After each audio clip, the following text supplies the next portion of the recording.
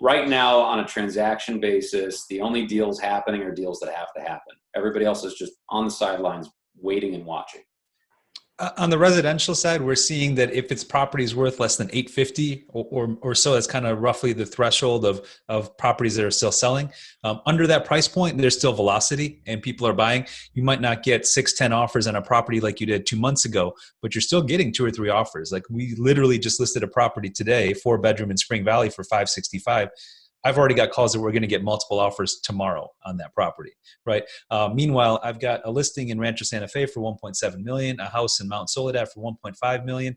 I'm barely even getting calls or showings on that. And we've done big price reductions on those houses that should have sold for $100,000 or $200,000 more 2 months ago.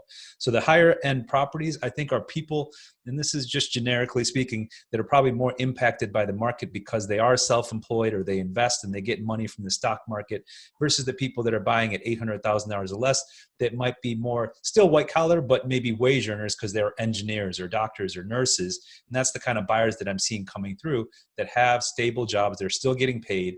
And the point is that there's interest rates are still really good. And I did a table for AJ, and I've presented this in another media as well, is that people forget what the interest rate is right after a recession. So if I asked you guys, what was the interest rate, the best mortgage rate you could get in 2010, 11, 12, you might not remember, but it was like 7%.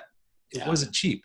So if you can get a mortgage today at 3.5%, and if prices drop 5 or 10%, but then mortgage rates are 5.5 or 6 or 7%, that extra interest that you pay in your house more than offsets any kind of price decrease, there savings that you might get by waiting. So it's a more of a complicated calculation. It's not a one-dimensional, well, if a house is $700,000 today and then $600,000 1 year from now, obviously it makes more sense to buy it 1 year from now. But if the interest rate is double, then maybe it doesn't make sense. So please make sure you go with your professional to finish that calculation, because it's not a one-step process. This is a 3-4 step calculation to see if it makes sense when you're estimating, does it make sense for me to wait for prices to drop potentially in the future, knowing that rates could go up substantially. Yeah. So I've had a number of transactions, about 7 or 8 of these, where it was exactly those scenarios where you described, AJ, where money had gotten hard, people were moving along, and all of a sudden this thing comes out of left field and they're kind of stuck. And it was either sellers that were in a bad position where they needed to sell the house because they were trying to get into another one. That was a typical call. Or it was a buyer who was wanting to get out because they couldn't get their financing, or they just were worried about the market.